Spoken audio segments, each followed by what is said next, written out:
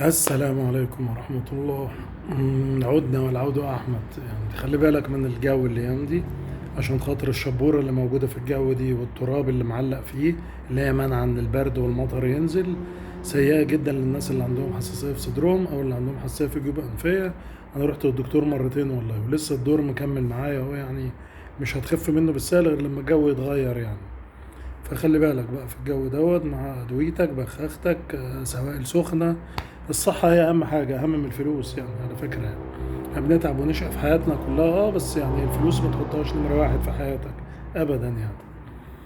أنا بتكلمش كتير ليه؟ لسببين يعني. طبعا أنا بتكلم لوجه الله، ما ببغيش أي حاجة من وراها، وما عنديش يعني الملايين المتابعين اللي يجيبوا لي يعني فلوس يعني وريتيرن يعني أبدا يعني.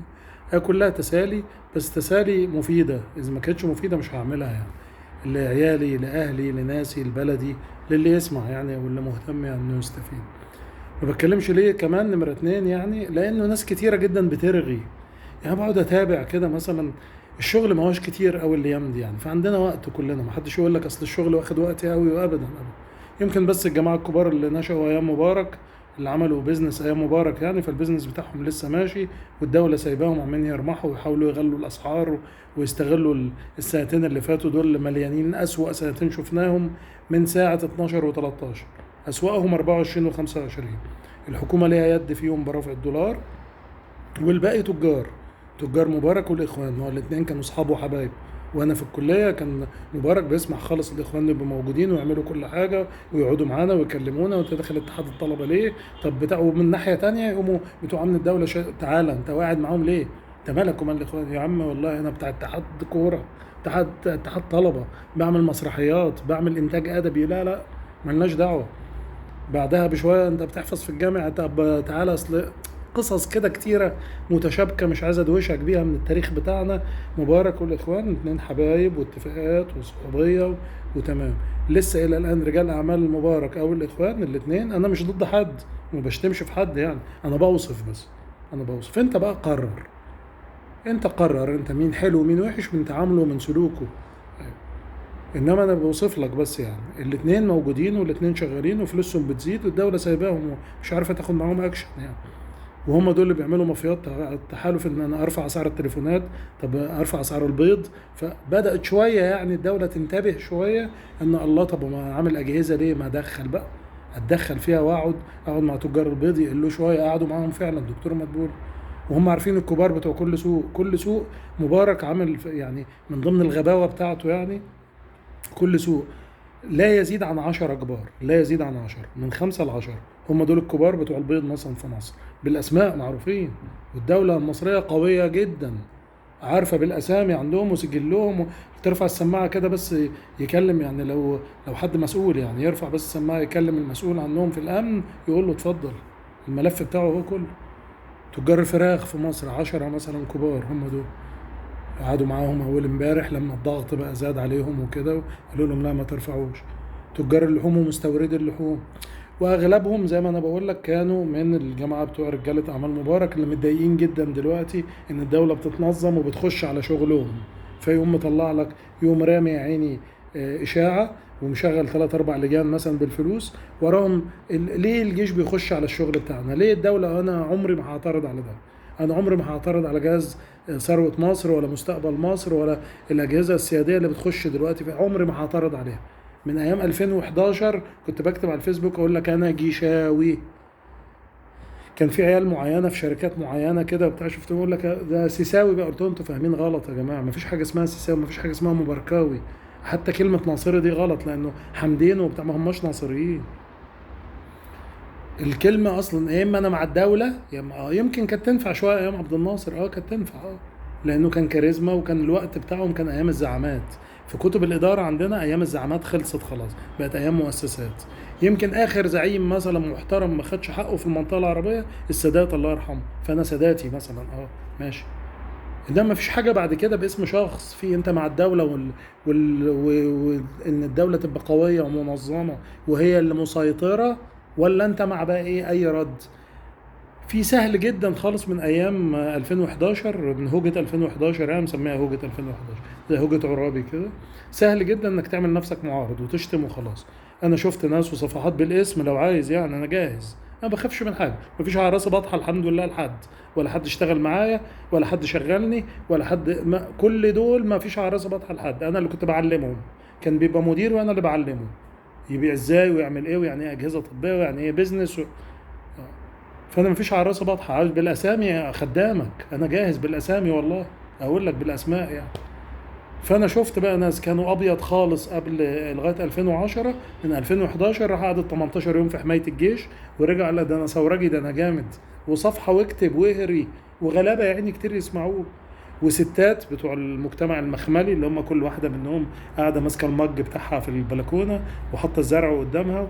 انا ما بحبش دول، انا بحب دول، انما دول يا وده وصلت بيهم الجرأة. بعض الناس يعني، مش كل الناس وحشه يعني، بس انا حظي الاسود بفتح الفيسبوك فيجيب لي بقى ايه، كل الاشكال دي ورا بعضها ورا بعضها ورا بعضها. ساعات اعلق وساعات اتعب والله يا صدري، وانا تعبت والله يعني، عشان كده مش عايز اتكلم من كتر الهري ده. في واحده منهم طبيبه بشريه مش فاكر اسمها غاده ايه وبتاع، ما اناش فاكر والله. بحاول انا بسستم دماغي على انه يرمي من دماغي على طول عديم الاهميه او الناس التعبانه يعني. انت رديت عليها ساعتها يعني وبتاع، ماسكه القران وهي بتقول لك انا هفسر، احنا عايزين تجديد الخطاب الديني. هو تجديد الخطاب الديني ليا وليك؟ انا وانت علماء نعرف نرد عليه؟ معناها ان العلماء يقعدوا يشوفوا والله الهري اللي كان بيهري الناس المتطرفين نشيله، الهري اللي كان جاي في سنوات معينه نشيله، الهري اللي على كده يعني. هو ده تجديد الخطاب الديني بس. انما هو انا وانت بقى هنقعد نفسر وتقول لك، وانا ارى بقى انه طالما ده بيحصل والرجاله بتاعي، يبقى الست كمان ممكن في فتره الحيض تقرا القران ايه اللي يمنع انها تصلي كده بدماغها وخلاص يعني. يا بنتي تجديد الخطاب الديني يعني العلماء يقولوا اللغه اللي هنخاطب بيها الناس ما تبقاش اللغه الزعقه بتاعت كشك والحويني. ادي القصه كلها، ادي نهايتها. انما اساسيات الدين دي احنا حافظينها وعارفينها من واحنا صغيرين، وعندنا الازهر، احنا تبع الازهر، الوسط والاعتدال والفهم، والشيخ علي جمعه والشيخ الطيب، وهي دي الناس اللي احنا بنسمعها. امال احنا هنعيش كده متروكين؟ المهم يعني دي جزء ديني مثلا، والباقي سياسي بقى. ده دول سيئين، دول حلوين، دول وحشين. وطالع موضه جديده الايام دي كمان، مخابرات اجنبيه زي ما الرئيس قال يعني قريب. ما هو لازم هو اللي يطلع يوضح للناس، ما عندناش اعلام عاقل يعني بيوضح يعني. عندنا اعلام مركز لنا بس على كل سنه اجيب فيلم تاني ومسلسل تاني على ايام 2011 والضرب في الارهاب والكباب، واربط الجماعات ديت بالاخوان انا مالي ومال الفيلم ده، ما خلصنا، انا زهقت منه. احسن لي تجيب لي جزء تاني من الزي بقى بتاع كريم عبد العزيز، الناس تعرف البطولات الوطنيه بره ايه. تجيب لي جزء تاني من هجمه مرتده بتاع ازاي المخابرات بتشتغل في الدول العربيه دلوقتي، وازاي قسموا وكسروا يا عين العراق سوريا ليبيا اليمن، هتاخد لها 70 سنه كلهم دول على ما يرجعوا دول تاني. وازاي انا احافظ على نفسي كدوله، ده احسن لي. انما اصرف مليارات على مسلسل السنه اللي فاتت، ملايين يعني مش مليارات، مسلسل السنه اللي فاتت وبتاع، وكل دوت يا عيني عشان كانت فئه عاصيه وبتاع، واقوم قايل عليهم والله ده بقى. ايه رايكم يا جماعه في المسلسل الرهيب ده اللي هو انا حتى مش، انا بقول لك انا سستمت دماغي على ان انا انسى على طول الحاجات اللي مش هتفيدني. كان اسمهم ايه الفئه العاصيه ديت ايام الخلافه العباسيه اللي بتاع كريم عبد العزيز؟ شفت انا كذا حلقه منه كده وانا عارف القصه وبتاع، قمت قافل شكرا. انا مش هستفيد حاجه ولا حد في المصريين هيستفيد منه حاجه خالص. احنا عارفين ان كل عقيده فيها ناس متطرفين، والاسلام اشهر دين وانظم دين بانه بينظف نفسه اول باول من التطرف، وبيستنى فيه الاساسيات والتوسط يعني هو الغالب فيه. ايه بقى؟ إيه ده؟ مش انا مش فاهم والله يعني، انا مش فاهم تضييع الوقت ده. صفحات بقى كتيره دلوقتي مخابرات بريطانيه، بعضها طبعا روبوت، وبعضها اكونتات بتاعت عيال بيملوهم ومش حاطين صورهم طبعا واسامي مستعاره وخلاص. ضرب في الدين الاسلامي ضرب، ويخش يا عيني غلابه سذج، سواء يساعدوا معاه ويصدقوه، او غلابه سذج يقعدوا يهروا نفسهم يردوا عليه، او بعض اخواننا اللي من مثلا من حتت تانية برضه باسماء ما اظنش ان هم مصريين يعني، باسماء مسيحيه يخشوا يأيدوه، وهاتك يا فتنه بقى ولعب وتضييع وقت على النت. ادي بقى الفيس دلوقتي. انا خايف يتنقل بعد شويه رخر للتيك توك يعني، هو شغال حاليا رقص ومبيعات وبيع اشياء وبتاع. خليه كده احسن والله، لان الفيس خلاص بقى مجال للفتنه والخناق بس في ناس كتيرة فاكرة بقى ان انا قاعد اركز عشان ده اشوف موضوع ايبستين والجزيرة بتاعته والغرب المسيحي بيعمل ايه والغرب اللي مسيطر على العالم، وانا كل ده ولا يفرق معايا. انا عارف ان هم بيعملوا كده من زمان. أو طول عمري اقول لك في حكومة العالم الخفية، طول عمري اقول لك ان البنوك المركزية دي عاملها عائلات يهودية من بعد الحرب العالمية الثانية، وان البنوك من بعد الحرب العالمية الاولى، وان البنوك المركزيه دي اللي ماسكها يهود، العائلات اليهوديه دي هم دول اللي بيحاولوا يخططوا دايما لنسبه الفايده في العالم، وهم اللي بيلموا الريتيرن بعد كده. فانا مش محتاج اقول ان هم بيسيطروا على الناس عن طريق اجهزه مخابرات زي منها ايبستين دوت ويصوروهم. كانوا بيتريقوا بس على صلاح نصر ايام عبد الناصر، اهو كان ماسك ناس كتيره من الصور دي ومن التصويرات دي وبتاع. ولا انا قلبتها اسلامي ومسيحي، ولا انا قلبتها الهري بتاع النت والفت ده خالص. احنا الحمد لله دولة قوية، محدش من عندنا حاشا لله ان تلاقي مسؤول من عندنا من مصر ابدا متصور في الحاجات الخايبة دي. معناها ان احنا ناس جامدة وعاقلة، وكل الاجهزة السيادية الجديدة اللي بشغلها الدولة عليها حملات على النت كل شوية لجان عشان خاطر بتقف ضد مصالح مافيات قديمة. مافيا استيراد القمح وقفوا لهم، فدلوقتي يطلع بقى لجنة يتكلم يقول لك طب هم اللي بيستوردوا القمح دول بيعملوا ايه؟ ده في اخطاء، انا عايز مش عارف ايه، وتسمع لك لجنتين ثلاثة بيكتبوا، وممكن طلب احاطة من عيل صغير داخل من المجلس اللي ملون ده اللي فيه 20 شكل ولون، ما اظنش واحد فيهم يعرف يقرا اتفاقية بالانجليزي يعني مثلا. على شويه المتلونين اللي من ايام زي ما بقول لك ايام مبارك ولبسوا العبايه بتاعت الاخوان، ما لبسوا العبايه بتاعت دلوقتي. اديك شايفهم يعني وعارف. وانا مش ممانع، انا مش ضد حد والله، كل واحد ياخد حريته، بس ما تعيشتيش دور الزعامه، ما تقعدش توجهنا يعني. عشان خاطر مصر لسه فيها مثقفين الحمد لله زي وزيك كده لا يقلوا عن 20% من الشعب مثلا، ويمكن في ناس احسن مني كمان بس مش عارفين يقدموا الكلام ده. فما تعيشليش دور الزعامه ان انت اللي هتوجهنا يعني وانت اللي هتقول لنا وبتاع، لا لا، احنا في الدين عندنا الازهر بنسمع كلامه. احنا بنتزنق في حاجه انا بصلي الحمد لله، في حاجه اتزنقت فيها في الفقه بسال هناك، بروح كمان لجنه الفتوى والازهر. احنا في السياسه عارفين ان احنا ماشيين خارجيا دلوقتي 200% الحمد لله، 200% مش 100%. ظبطنا الوضع خلاص خارجيا، ما احناش بنتغامر ولا بنضيع نفسنا، ولا احنا برضو بناخد على قفانا، ولا حد بيقدر يشتمنا ولا يوجه لنا صاروخ بالغلط، ما بيحصلش. احنا مشاكلنا داخليا، وزادت اكتر السنتين اللي فاتوا دول بس. قبل كده كان معقول كل حاجة وكنت بالع الاسعار وكل حاجة. السنتين دول بس اول ما لقيت انا بقى سعر علبة الحليب كذا، سعر الفرخ كذا، اللحمة بقت كذا، الزيت بقى كذا، الاستيراد بقى كذا، كل ده زاد مرة واحدة، استغلال كده وخلاص. حتى انا قلت لك قبل كده المصريين بيحوشوا في الذهب والعقار، الذهب سعره عالمي، فيعني طالع الايام دي طالعه ليها علاقه بالدول العظمى لان الصين بتشتري وبتاع. مش عايز ادخلك في تفاصيل، بتكلم عمومي عمومي عمومي كده واجري واقص وخلاص يعني على قد الوقت يعني، مش عايز ازعجك يعني. بس لو عايز نعمل حاجات مختصرة لكل حاجة أوي أوي، خدامك أنا موجود يعني قاعد، يعني أنا بتاع البيزنس أصلا يعني. فالذهب طلعوا بره اللعبة دلوقتي، وكل اللي ورطوا في الذهب الفترة اللي فاتت دي مثلا اللي اشترى من سنتين وباع السنة دي مثلا، وماله حظه جت كده.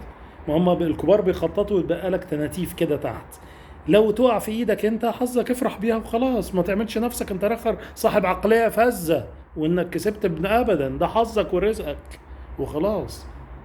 انما بقى الفترة اللي جاية ديت هي اللي هتبين بقى، يعني هي اللي هتبين اذا كان هنخسر هنكسب، لانك بتلعب لعبة بتاعت كبار زي لعبة الدولار قبل كده فاكر اللي انت خسرت فيها قعدت تحوش فيها، انا عمري ما عملت كده الحمد لله. اللي انت كنزت فيها وخسرت فيها، انا بكلم 5 6 عارفين الكلام ده بس. انما كل اللي يهمنا اسعار بقى الحياه الباقيه، يعني كنت بقول لك الذهب والعقار، العقار احنا مغلينه على نفسنا، انا رافع حاجتي وانت رافع حاجتك واحنا اتنين قاعدين نتفرج على بعض عند. ما هو اشمعنى الاسعار غليت، طب اغلي بقى العقار، فواقف حاله دلوقتي. بس حتى انا كتبت قريب لما عمرو اديب دخل قال يا جماعه السنه دي العقار مبالغ فيه، فنصبر زي ما صبرنا على السيارات ونزلت. دخل هشام طلعت مصطفى كالو طبعا من رجالة أعمال مبارك، وهو طلع بصفقة على أساس إن هو هيفيد المجتمع وهيبني حاجات جديدة. أصلا البنى الجديد ده كله بتاع المطورين دول كلهم الدولة بتاخد منه نسبة، فإحنا مستفيدين كلنا يعني، الدولة يعني إحنا، يعني الفلوس اللي بتتصرف على المشاريع دي كلها بدل ما استلف نصها من بره نصها بناخده من دول. فهو دخل قال له أنا بايع بمليارات وأنا وأنا وأنا وأنا وإزاي تقول كده وبتاع، والأسعار مش هتقل، بيدافع عن مصلحته. بس كلام الراجل صح، لا طبعا مبالغ فيه جدا الايام دي العقار، ولا عمري المطورين العقاريين طمعوا في ان هم يعني، ده موضوع نبقى نتكلم فيه لوحده على جنب يعني. فالاحسن ان احنا ندور بقى على ايه يعني، اسعار حاجاتنا، ندور على مصلحتنا دلوقتي. اللي عنده شغلانه يبدع فيها شويه، يتقن فيها شويه، يزود فيها شويه، يمكن يعوض فيها غلو الاسعار وبس. احنا ما عندناش الا مشكله قديمه من ايام مبارك، هي بعض الفساد في الجهاز الحكومي القديم، الموظفين القدام الصغيرين او الكبار، من اول مدير عام كده وانت نازل، انما من اول وكيل وزاره لفوق مفيش الحمد لله. انا اقدر ابصم لك بكده. ده الجديد بقى، ده اللي صلحه الراجل بقى له 12 سنه مثلا. انما من مدير عام وانت نازل وارد جدا تلاقي حد فاسد ومافيا مع بعض وعنده ميزه ان هو مطلق يد للرقابه الاداريه، يروح بلغ عنهم ويتقبض عليهم بكره. كان الاول لا، كان في مافيات بتحميهم وبتاع. فالفساد موجود في كل دوله، وده موجود عندنا بس بقى في الحجم ده يعني. بس مواجهته بقى ازاي، وازاي انا اشتغل واطور بقى، لا ده قصة تانية هنتكلم بقى مع الحكومة فيها، يطور ازاي ويجيبوا وزراء بقى شكلهم ايه وبتاع. ما هو في ناس مش عاجبني ابدا يعني. وزير الرياضة الحالي دوت مثلا ما يعجبش حد ابدا. وزير التجارة مثلا ما يعني شغله قليل جدا، الدعم بتاع الاستثمار قليل جدا. انما مثلا في ناس محترمة جدا زي الوزيرة بتاعت التخطيط المشاط مثلا، دي أصلا تلميذة الدكتورة العظيمة فايزة أبو النجا، فهي أشطر واحدة تشتغل للتعاون الدولي، لازم تستنى. بتاع الخارجية محترم جدا، بتاع الري متعلم جدا مثلا. ففي دايما أنا بقول السلبي والإيجابي يعني. إحنا محتاجين تغيير لحياتنا الداخلية، أحوالنا الداخلية وبس، وتحديدا الأسعار. إحنا عندنا مشكلة واحدة حاليا في مصر هي الأسعار. فانا لو مكان مثلا الرئيس اهتم جدا بالمجموعه الاقتصاديه اللي جايه اللي هتمسك، وتحتها بقى هيئات كتيره يا ريس محتاجه تتغير، دي هعملها بقى في بوست تاني. ماشي. كده ايه، كفايه او النهارده يعني. تصبحوا على خير.